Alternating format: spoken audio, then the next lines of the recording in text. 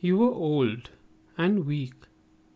The disease ate you slowly until you gave up. It was no surprise that you passed away. And yet, I weep for you. After all, you are my wife, my beloved Sumati. I am not sad that you died. I'm angry that you didn't wait for me to accompany you. I'm 89 now. How much more time I have anyway? Sumati, the one and only love of my life. I have known you longer, and in a way, no one else has. We are very old now, but it was long time ago when I saw you the first time.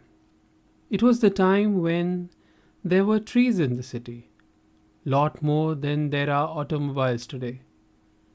The time when patriotism in the people was at its peak. The time when the only goal in my life was to finish studying quickly so that I can go out and play. That was the age when we got married. It was only after all the wedding procedure was over and you came to my place when I saw you clearly. A young girl dressed in a green sari surrounded by chatty women. You looked shy, confused, maybe scared, and yet there was a cute smile on your face.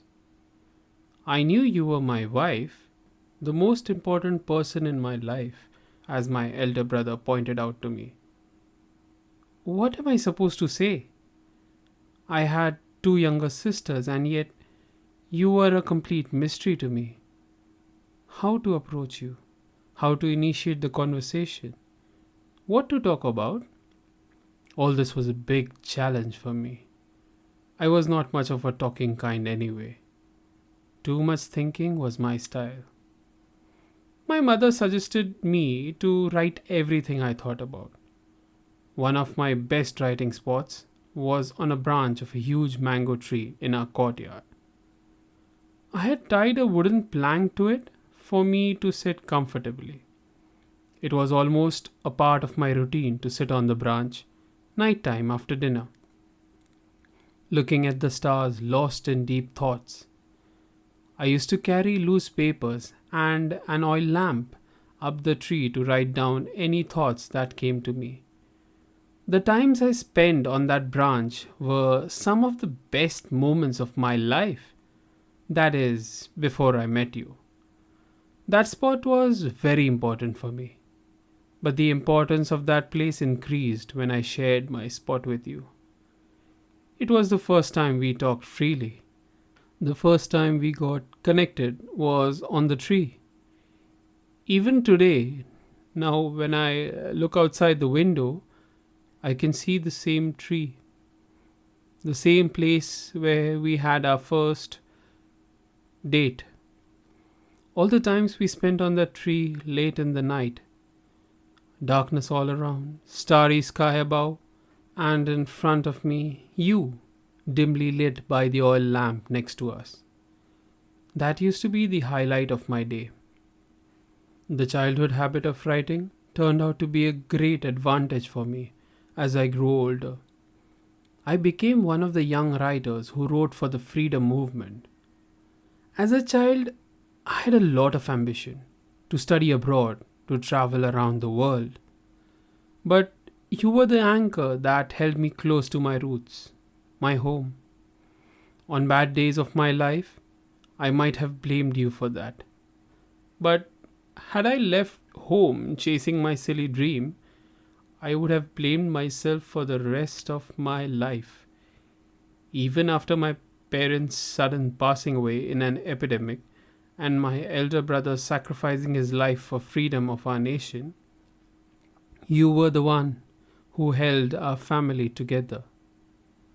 When the newspaper press was shut down and I was running between jobs, it was you who took up the initiative to start stitching clothes for money.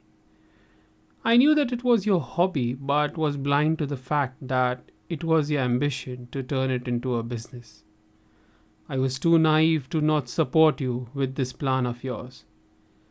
With a lot of effort, you started a textile mill, which I joined much later, a small business which now has turned into a big textile industry, the prime source of our family income.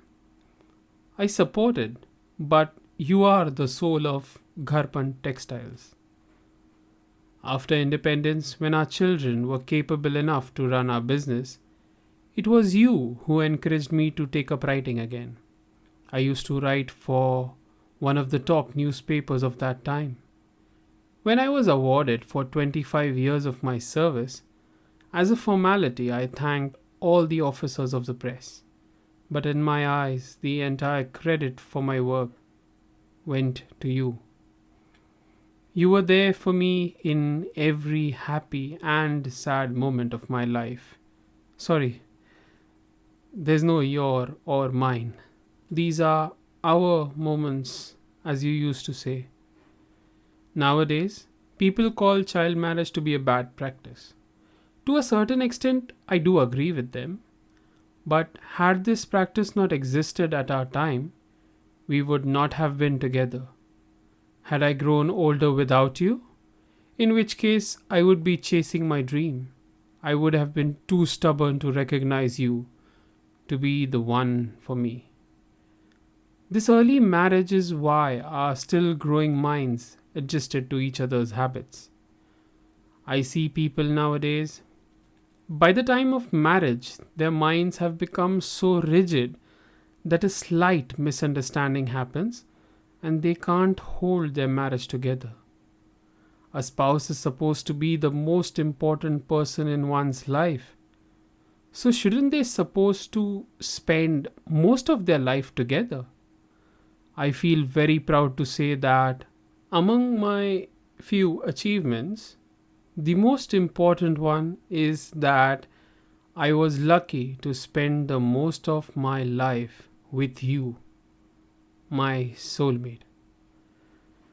Finally, I would like to thank you for all you did for me, which I never said to you in person.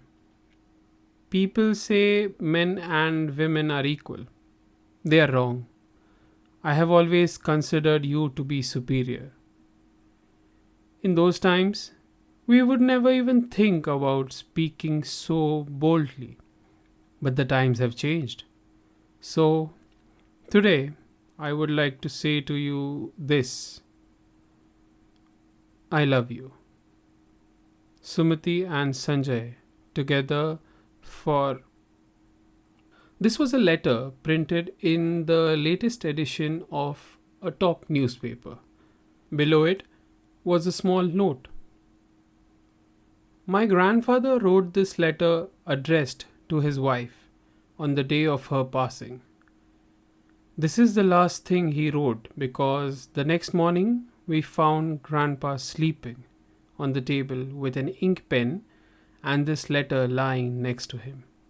After reading this letter, all I can say is this: the bond between them was so strong that even after her death, she waited for her husband so that they could leave this world together. Thank you.